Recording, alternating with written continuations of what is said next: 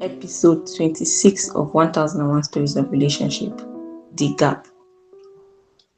The first thing people noticed about Mark and Naomi was the space between them.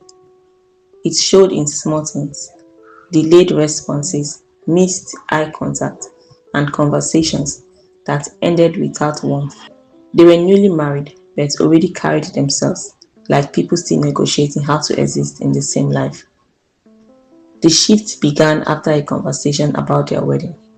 Mark expected light reflection. Naomi offered detail. She pointed out what went wrong, what was lacking, what could have been done better. Mark defended his family and the day itself. Naomi didn't soften her position. The conversation ended unresolved, leaving something unspoken but permanent between them. After that, they adapted, not through healing, but through avoidance. They spoke only when necessary, coordinated their routines, and shared space without reconnection.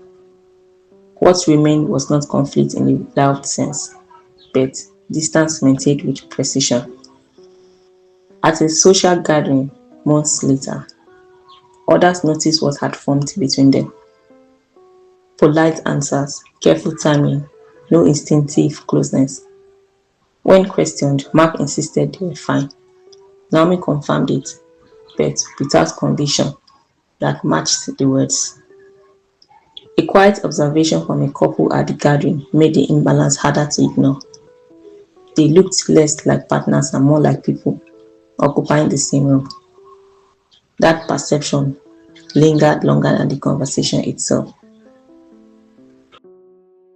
In the quiet drive home and the silence that followed, something softened, not through confrontation, but recognition. They finally spoke without performance. Not everything was addressed, but enough was acknowledged. Mark admitted the distance. Naomi agreed they had drifted.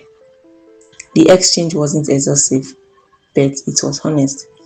For the first time in a while, their interaction stopped being procedural. They didn't resolve everything. They didn't need to.